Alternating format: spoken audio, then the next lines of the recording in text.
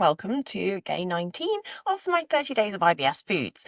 Today is about mushrooms, little fungi that are very nutritious, but also can be an issue for your gut.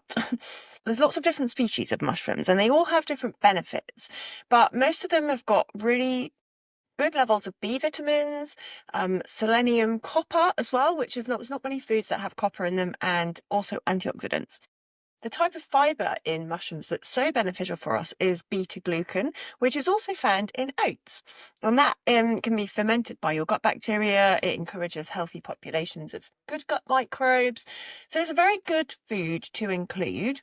Now, I know some people don't really like the slimy texture of mushrooms and not keen on how they feel and how they look.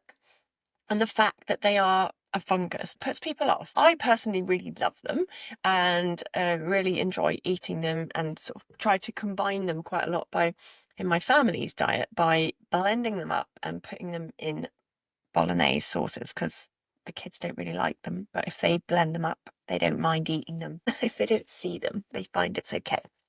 Reason this beta-glucan is very healthy for us. It's a particular type of fibre that's been shown to impact on our immune system and help to strengthen those immune cells that are fighting off infections.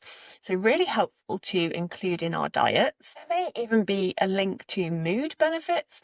Sometimes in nutrition research, it's quite hard to link certain foods and outcomes because you're observing people over many years and you're just getting them to recall what they ate last week or how many times a week they might eat mushrooms. So it's very difficult in nutrition research to specifically tie eating a certain food to a benefit unless you're getting a set of people and you're keeping them in a lab and you're changing nothing else except this one thing. But it's very expensive to do that, and research projects very rarely have the funding to keep people in a lab and a complete closed feeding study. Other times they will give people meals, so that's what you have to follow day in, day out. But unless they're in a closed lab setting, you don't know if they're following it, and you don't know specifically what else they're doing that might impact on the results. But we can't lock people in labs for 1 to 2 years and notice if eating mushrooms makes you a bit better or not for certain outcomes. So what the researchers do is they look at big groups of people and they say, how many times a week do you eat cabbage, or how many times a week is apples part of your diet? They might get them to do a recall of what they ate for the last few days. They might get them to track their diets and then analyse that. This one study that I pulled out about mushrooms, which is potentially linked to the beta-glucan, the antioxidant compounds in mushrooms, looked at 24,000 people, which is a very big study, and showed that those who ate mushrooms had a lower chance of low mood and depression than those who didn't eat mushrooms.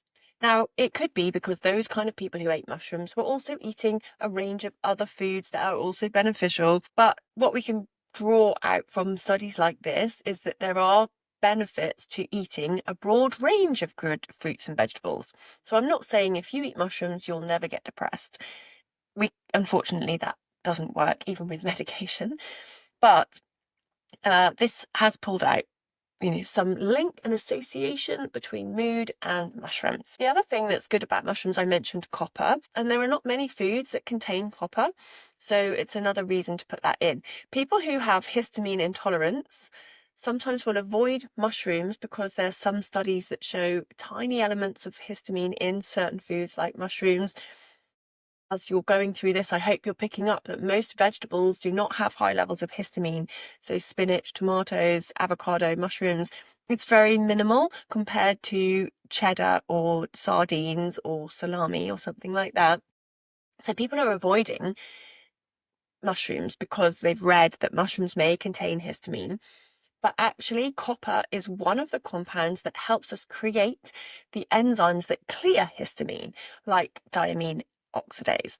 This is an enzyme that may be low in some people, allowing the histamine to build up in the gut. So histamine is a natural product of our immune system that's helping us to clear exposure to allergens, but we can get too much of it and we can get an inability to clear the pathways, which leads to histamine overload, and then that gives you symptoms, either whether they are gut symptoms or allergy symptoms like sneezing, itching, wheezing, feeling very itchy all over. Insomnia is the other major common symptom of high histamine that I see in my clients. All right, so that's a little bit about benefits of eating mushrooms and why you may consider bringing them back into your diet. Now let's think about how they might affect your digestion. So mushrooms are high FODMAP food, and they're high in mannitol, which is a sugar alcohol. That's the P in FODMAP, the polyol. If you have 2 very small button mushrooms, that would be low FODMAP. And where you're getting to like 15 mushrooms, that is potentially then also including the fructan element of FODMAPs. But in a normal sort of portion of button mushrooms, you would certainly be hitting the high mannitol tolerance levels. It's the same, pretty much the same for shiitake and portobello mushrooms, although it's a tiny bit more.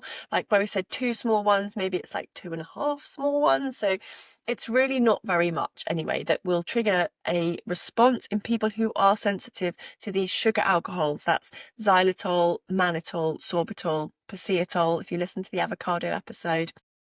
Right, so there's all those sugar alcohols. What they're doing is drawing water into the gut, osmotically like creating a looser stool, which may create gas and bloating as well. The only sort of mushrooms that are low FODMAP are oyster mushrooms, and you can have a portion of these around 75 grams, and they're low FODMAP.